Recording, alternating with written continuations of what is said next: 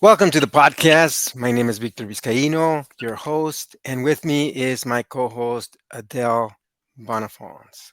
Today, we're diving into one of the fastest way to qualify for Boston or set a new PR, downhill marathons.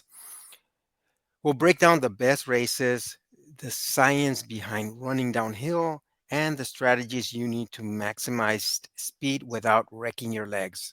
Whether you're chasing a Boston qualifier or just looking for a fast course, this episode is packed with insights. Let's get into it. Let's get running, y'all. Let's go. Victor's got some great information for us today, so let's go. Yes, and we're following the series of doing downhill marathons. Last week we talked about the light tunnel marathon, and I think we're gonna do some more light tunnel marathon maybe in our next episode because I'm still trying to get the race director to join us. But for today, I decided we want to talk about Mount Charleston. It's a Rebel Mount Charleston marathon. Mhm. It is a marathon that I've done in the past, and it is out of Las Vegas. So it's outside of Las Vegas, but you actually take the bus in Vegas and they bus you up to Mount Charleston and you run it downhill. So, And what's the the reason I elevation? chose it, Yeah. So, yeah, say why did you choose? I was going to ask you about the elevation since they bus you up. yeah. Well, first of all, yeah, it is a downhill marathon, but it's coming up in April. So Oh, anybody okay. who might be thinking, and if it's still open, it would be very relevant to hear some of this information right now. But you Yeah, would be have to be trained already right, to register for them because it's so close. You know, you only have right, March and whatever's rest of February. right, So it's coming right. up You pretty quick. got to be ready. Yeah, yeah. It's at the marathon starts at 7,200 feet of elevation, Wow. and then the half marathon 4,200 or something like that. Okay. Mm. So you're gonna for the full marathon, you're gonna descend 5,200, somewhere around there, Wow. feet of descent. So Now, it's a when you did this course before, did you do the half distance or the full distance? I know you I did said you the did half. the I half did the distance. half. Yes. Okay. Have Mm, you so run that much of a change from start to finish, like 5,000 feet of elevation? Have you ever run that much of a downhill difference, Victor? yes, and that would have been the Big Bear. Big Okay, the Bear, big bear. Okay, okay, yeah, which I did before. But that one was a full marathon. This was a okay. half, so 4,522 feet of descent.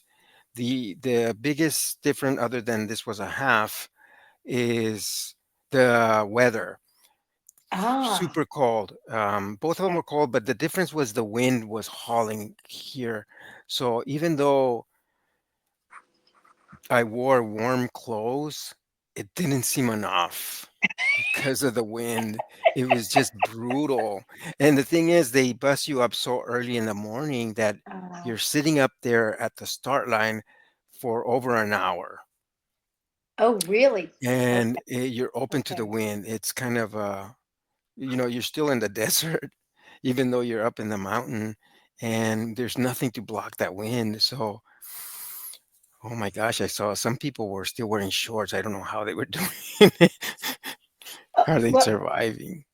and I'll tell you, one of the things I've noticed when people are very seasoned long distance runners, they tend to know what they run their best in. So if they're trying to qualify, they're going to run in the shorts and layer the top.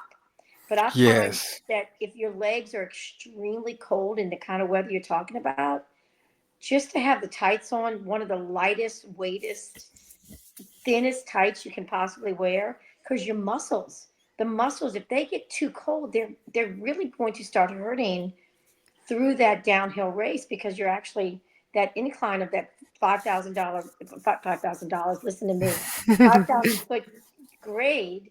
Yeah. The muscles are already being compromised, right? In the downhill movement of your body.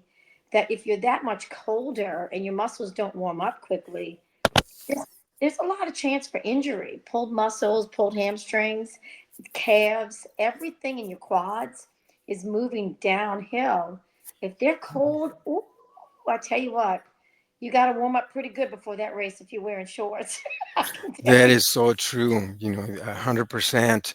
You should. Yeah. So my Yeah. advice is take lots of layers because you can always Right. and layers that you can donate. Right. Everybody has Right. some sweats, things they can give away. So take a couple of layers in case it is get windy because it's one thing to be at 20 degrees when there's no wind, but that wind can feel like minus 10 Yeah. and that can be brutal. So and if you're going to be there for an hour, that's too long to be miserable.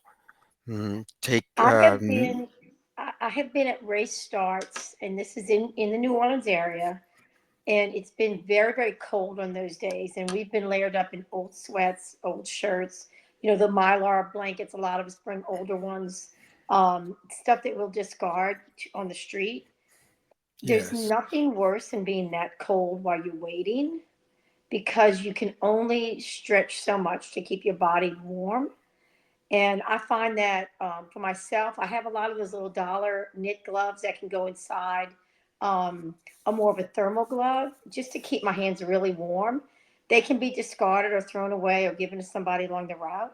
But y'all, if your head, your hands, and your feet can stay warm through that anticipation of the start, you're so much better off to be layered and then just toss those layers off.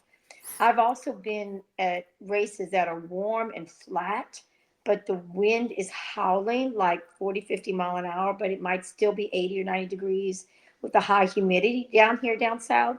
The wind rips right through you. So you do want to have something that's a little wind resistant. You can always tie that kind of jacket around your waist on a warm day.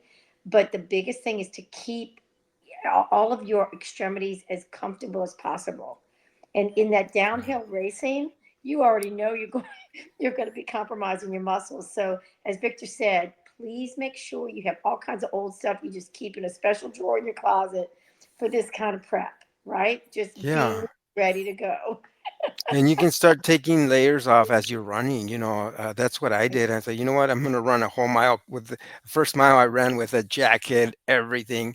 And after the first mile, I started to dump. And they have these bins already. They're very Right. prepared at the aid stations to collect your donation. So you just toss your jacket, your gloves, whatever you need to, because at the bottom, at the finish line, it was like 60 degrees. It was Oh, warm. wow. So you go from So, an extreme, extreme cold to warm, hot weather. is that area humid or is it very dry? Is that It's area dry. humid It's down there? It's Vegas. You very can't get dry. more Okay. drier than Vegas. Yeah, that's what I was going to say. I've wanted to run out there and I haven't. Hopefully, I will one day. Even if I bike, hike, run, walk, it doesn't matter.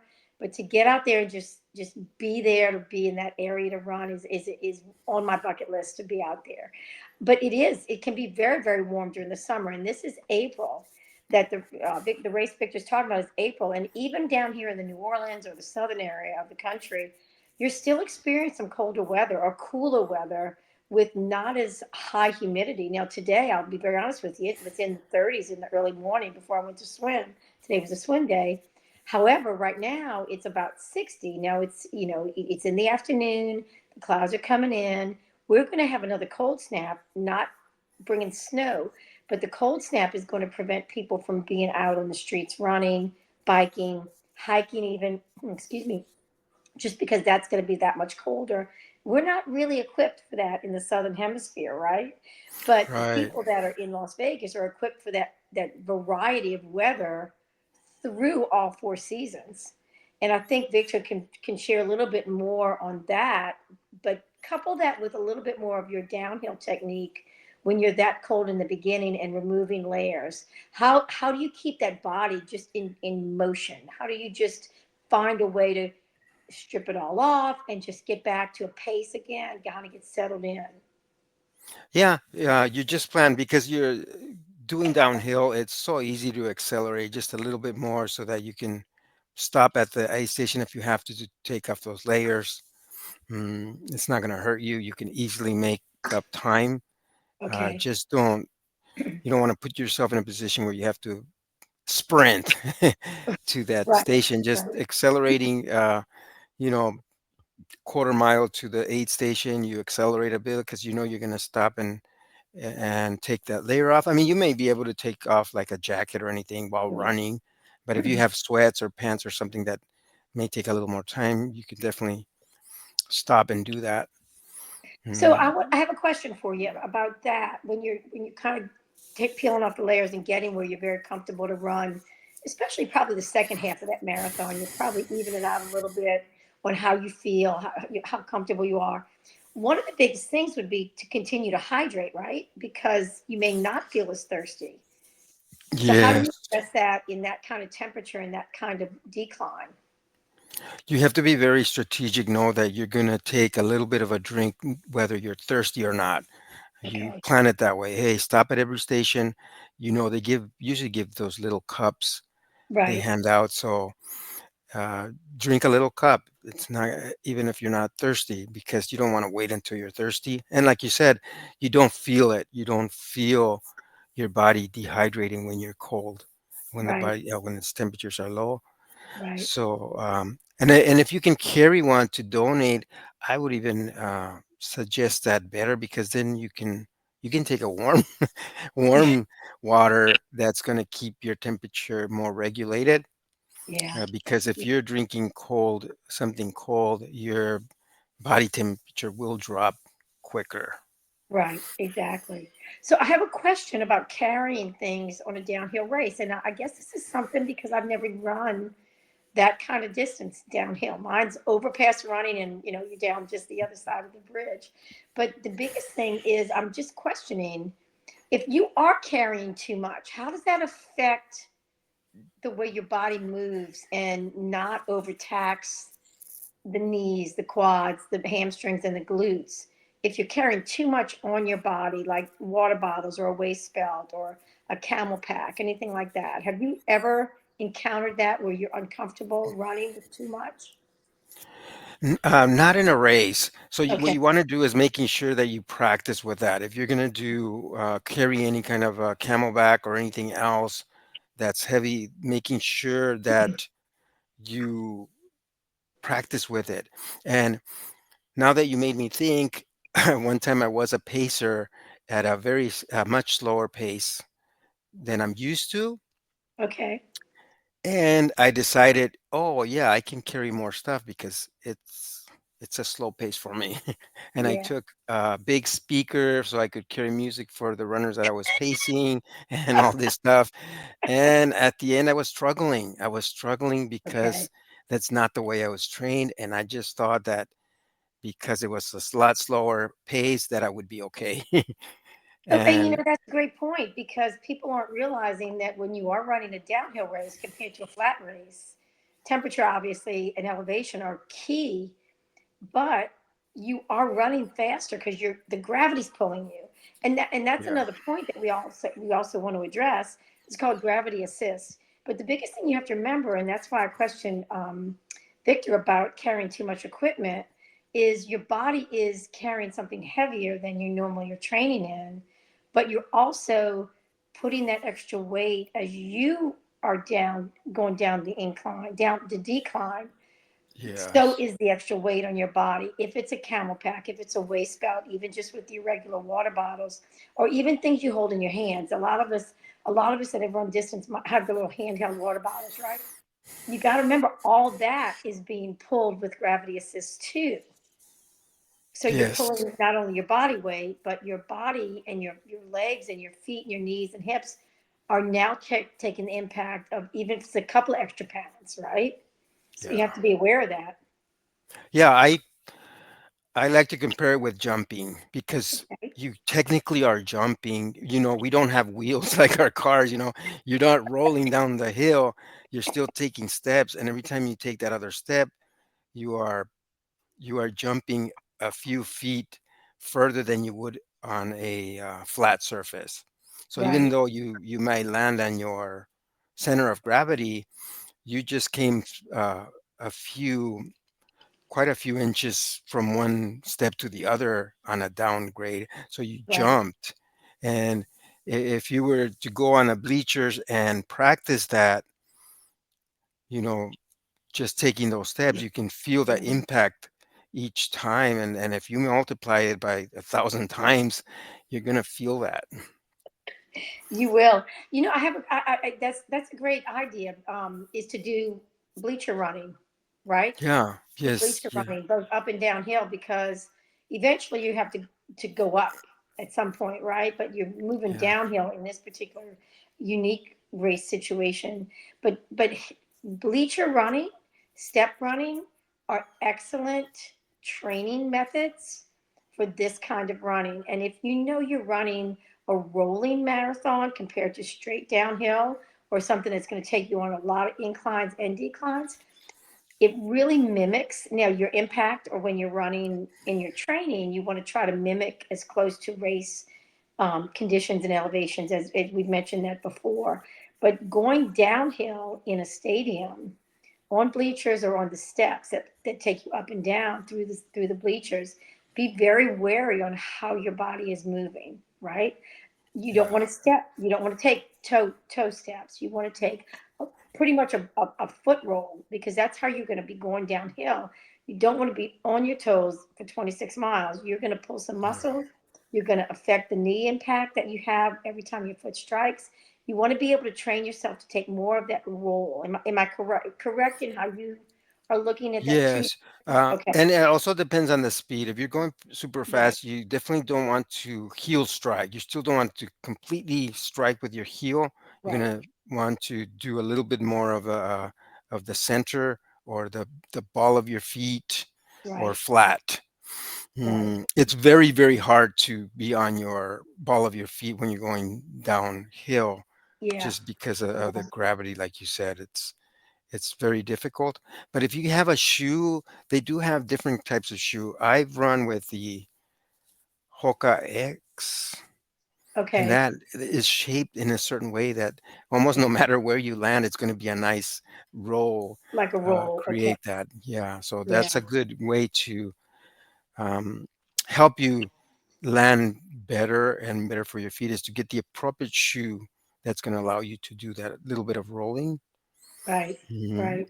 I know that the shoes I love to run in are the Saucony or Saucony, whatever way you like to pronounce it. You're free to say it any way you like. But I love the Triumph. Of course, the Triumph is now the iOS. It's probably got 20 models now. I love that shoe because it's got a little bit wider toe base, like most Sauconys do. It also has great cushioning to it, both inner sole and outer sole. I love that shoe. I don't know if that particular shoe would be a great shoe for downhill running. I'd have to try it because it does allow my foot to roll on the flat surfaces, which is usually what I run on. I would have to really investigate as I train, which of course is another point to practice and mimic what you're going to do on race day Yeah. so that you don't have the opportunity to not finish or to not achieve the goal that you trained so diligently for. So I would really have to see if my regular running shoes would be adaptable to that much downhill running without Yeah. causing me that really good roll that you're talking about with the shoes that you use. Curious point. Yeah, Curious. so one of the recommendations I always make to the people that I coach is to Mhm. go to the specialty store, like a Right, Fleet Feet or any of those, because they'll have recommendations and you can try them out. You can see what feels good for the specific race. right, And then the right. next thing is if you live in an area like Phoenix or maybe even where you live and there's no hills, like you said, go to the bleachers and do that. And even sometimes, like I live where there's a lot of mountains, but sometimes it's difficult to get up there, Right, mm, right, for right, whatever reason. So going out to the bleachers, uh, maybe you go there once or twice a week, and then every 2 weeks you can get to the mountain to where you can do the downhill race. right. That would be I'll beneficial. Yeah, and I'll share with you that when you get to that point of running flat races, and you do want to, if you're a very diligent distance runner, regardless of what your distance goal is, you always want to incorporate either some overpass running, some downhill running, some rolling hill running, anything that can mimic a course that you're not familiar with that you sign up for a race. Because if you incorporate that periodically during your regular training periods without a race goal in sight, it helps your body adapt to moving a certain way. Just like teaching someone to be upright in movement, walk, run, whatever movement they have for that much time. So that's another little point, and I know Victor and I have suggested this to y'all over the weeks. Mimic as much as you can.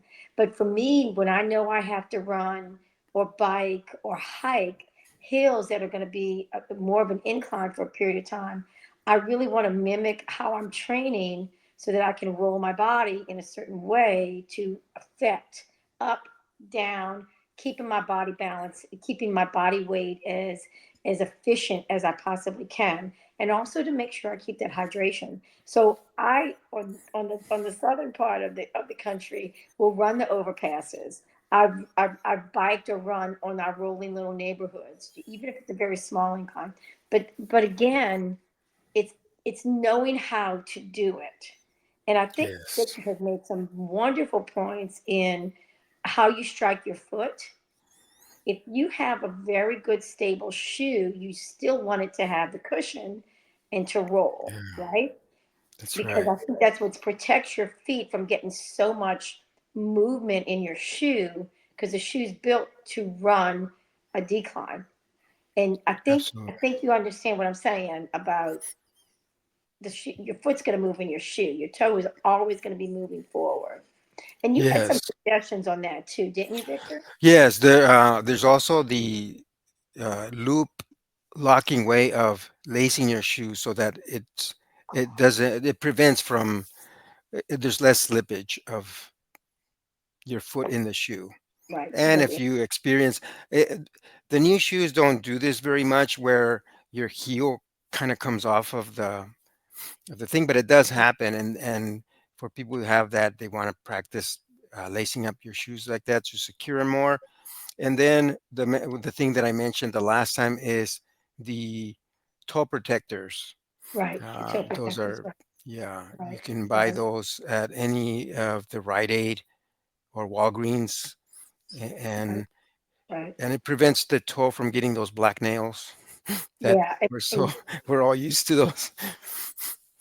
I'm Mm, telling y'all guys, ladies, blisters and black toes and bruised big toes or whatever your longest toe might be on your foot, it's not fun. I'm going to be honest with y'all. In all the years of running, and I don't think Victor has been this lucky, I have not had blisters from running. I have not had blisters from shoes or socks. yeah, I've been very, very lucky.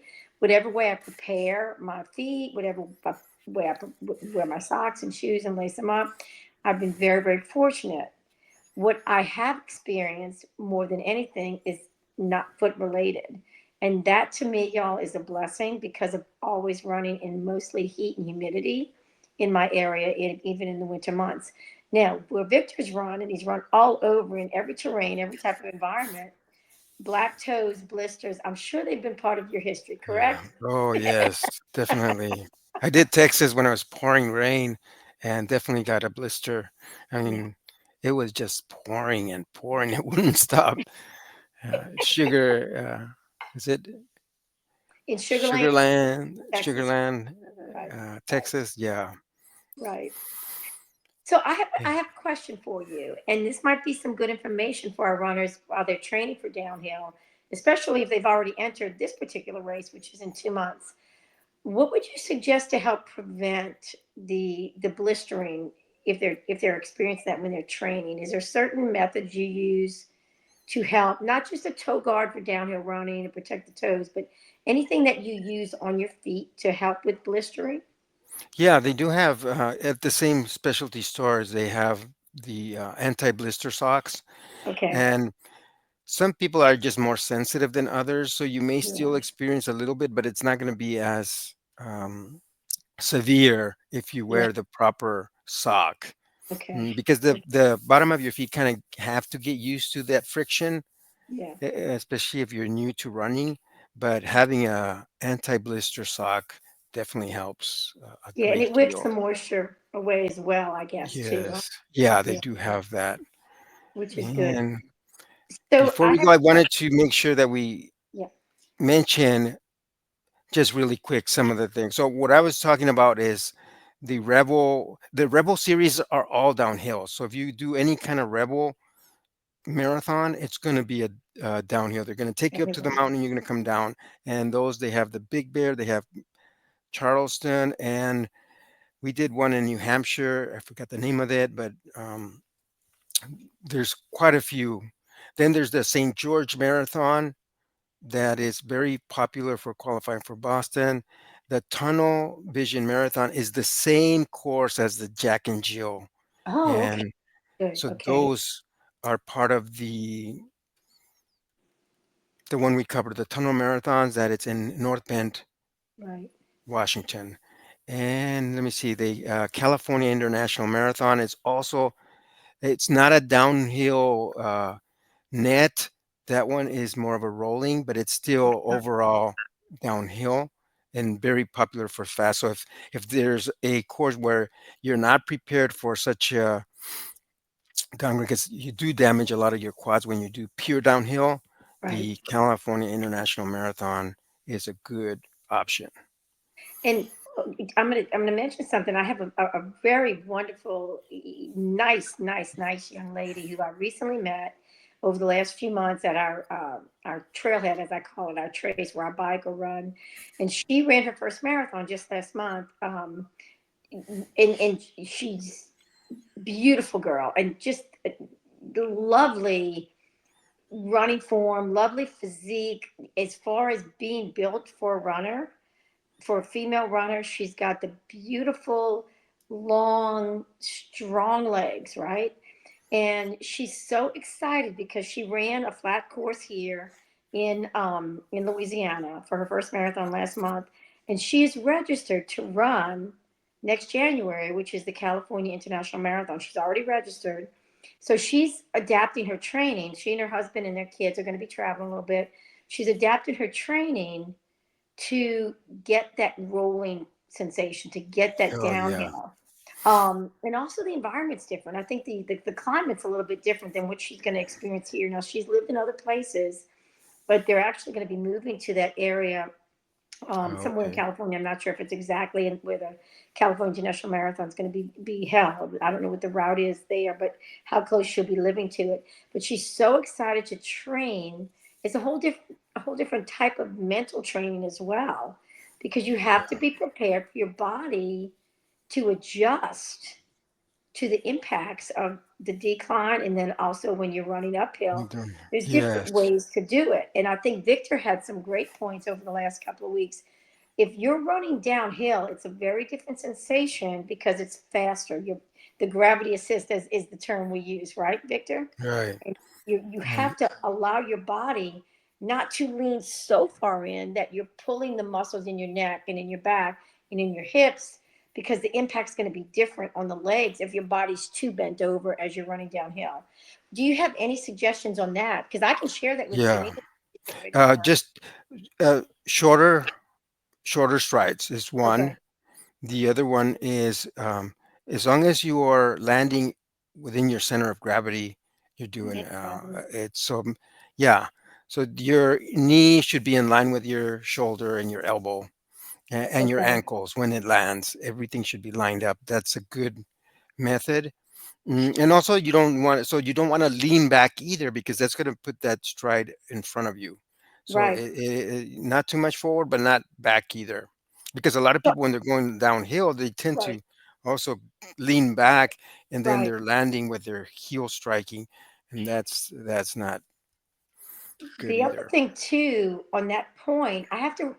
I noticed this watching my grandson is running track. It's track season in the spring, cross country in the fall down here in Louisiana.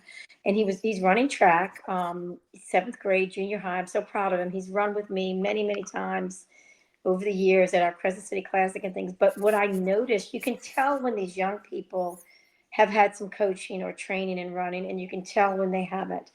One of the points I'm going to piggyback with exactly what Victor said, I noticed with these little young teenage runners, they're tight. A lot of them have a flow to their body, as we've learned, right, Victor? We've learned how to Right. not hold our arms tight. You use a lot of energy when you constrict your arm movement. And that's something we may address later on when we're running some flat, suggesting some flat races, or their neck is held back. And if you are watching this podcast and just tighten your neck and move your shoulders back and arms are up high, if you run like that, the energy you're using to hold that position is energy that you could be using effectively and efficiently in a more of a relaxed, flowing motion. And I would Yeah. think that that's in, very, very important as your body is being pulled in a downhill motion. You have to have relaxed Yeah. shoulders, relaxed hips, relaxed neck as best you can because you're being pulled forward, right? Have you Yes. ever I experienced that, Victor, where you're too tight, you have to absolutely. adjust? Absolutely, and not just in the downhill. That's pretty much in all the thing, but Right. probably more important in the downhill. But that comes with learning your body, learning to pay attention to Right. where you are tensing up when you're getting Right. nervous. And Right. with the downhill, sometimes what they have is because you're doing them on the road, where Mhm. cars drive, they Right. they'll tilt. So sometimes they'll make these turns that you are like running on your side. I've done So that in that's Disney another World. thing, and hopefully, you have about the even thing. But if they're, I like when they close a whole lane. Hmm. But there's some they don't. They just give you a little shoulder, and then you're like Hmm. in that shoulder, leaning to one side. That was Mount Hood. Mount Hood Hmm. kind of did that for a lot of the top by the ski resort. You're very, very inclined and also to the side because the road, they have tilted the road Yeah, for for the the cars. traffic move that Hmm. way. Yeah, yeah. I'll tell you, I've experienced that, and I've run the Princess Marathon weekend in half marathon weekend. I apologize, in Disney World down in Florida 3 times. I've gone with friends 3 times. We've celebrated different birthdays or different things that we've gone and we've run together. And Jeff Galloway is always there. He's a key component of the Run Disney program to help people who come to do it. The Run Walk method, and I literally the second time I ran the half marathon, I was doing the challenge, which is the 5K, 10K, and half. It's the Princess Challenge. I literally was running near him the second half of my half marathon. And as we got to mile 11, and y'all were running in Disney World on the highway at that point, one of the access highways to Epcot. And if you're familiar with any of the Disney facilities, Epcot is just beautiful with the big world, and that's where our finish line was heading. Um, and literally, Jeff Galloway was working with some ladies who it looked like they were struggling. He had them walking on exactly what Victor's talking about. The road went like this, right? And as Yes. I'm running, I'm thinking, okay, should I listen to Jeff and slow it down a little bit? Should I listen to Jeff and use my body motion a little bit differently? And y'all, the points he was making to these women who were struggling, I was actually on a pace to run one of my fastest marathons. The weather or all the conditions were really good. Fastest half marathons are really good for me. But the biggest thing about all that is pay attention to how your body is adjusting to the inclines. And I know that this is a key point on downhill running because of what Victor was saying. If your body is moving, don't make it tight. Try to keep that relaxed motion. Don't tighten your neck forward or back because as you're moving forward, the incline is going to affect the impact on that side of your body to your hip and knee. So as Victor was saying, you want to try to get as far away from the the fuller lean as you can, and try to keep, as he mentioned, that center of gravity as relaxed and as efficient as you possibly can. But I've run that course 3 times, and every time I get around that, I'm like, mile 11, I have two to go. Yay! Yeah. Yep. It is always fun. Yeah. Yeah, You come up with a lot of things that you're not used to. And right. that's what it's nice to get out there and try the different training methods. Uh, Mhm. the other thing that I want to say when you were talking about rolling hills, but anything that where you're using the quads is that Mhm. the cross training with the bike is very, very useful. Get those quads strengthened. The other one is Stairmaster. If you have a Stairmaster, that helps as well, Right, getting right, those right, quads to be strong. right. And remember what we always told y'all in the last couple of weeks talking about this, and I know we're probably getting close to our conclusion of our podcast today. But if you are registered for that April race and you're still in those last few weeks of training, remember that you're going to taper off those last few weeks beforehand. You don't have to stop running or walking completely, but just give your body that opportunity to rest a little bit on how much impact you put on it as in training, and relax as we always taper that last part on distance, keep your hydration and everything else. But you can still do some of your strength training exercises with minimal weights on your body, with minimal inclines on, say, a box jump. Do a step, right? Use your plyometrics. Yeah, Keep those quads, those hamstrings, your glute muscles, your knees, keep them fluid, because that's when you taper and you don't allow them to continue in a little bit of that motion. That's when you can have injuries when you actually get to race day. So all of these true. wonderful ideas. If you're ready for the April race, oh Victor, tell everybody how they can contact us if they have any questions. Absolutely. If you have any questions in that particular, which is the Mount Charleston Mhm. marathon or any of these downhill marathons, and especially if I've done them, I can give you some tips. You can just Right, schedule a call and we'll talk about the race. right, They can reach me at eymcoaching.com. It'll be on the show notes. And if you have any questions for Adele, we'll have her email on the notes as well. right. And on Mm, Facebook as well. I think we have the Facebook feed with a direct message. You can reach me too, and we'll absolutely. get some more information for y'all. I do want to mention one thing, and this is a little bit of a teaser. We're talking about downhill, but remember, we're getting into that flat, those flat courses for fast 10K running, which one of the fastest and greatest courses is in my city of New Orleans, our Crescent City Classic. So within the next 2 weeks, I think we'll address some of that, because that race is also in April, right on Easter weekend, and we can address a little bit of training on that particular type of distance and course as well. So Absolutely. again, please contact us. Remember, you get that free strategy call with us to talk about any of your information you got coming up, any suggestions you have. Let us know. We can help you with your mindset as well as your hydration and your nutrition to get ready. So, as we say, running for your best life, right? That's right. Running your best life. Check us out. We'll continue to do the downhills. As I said, I'm going to have some of the race directors invite them to the podcast so that they can give us their insights and their tips and tricks on how to prepare for these awesome marathons and help us have our best time and enjoy the journey. Right. And if anyone is planning to run a downhill race, please let us know. We'd love to get your feedback on if you've been successful, and have take a look at that medal and your t-shirt. We'd love to see it. We'd collect them.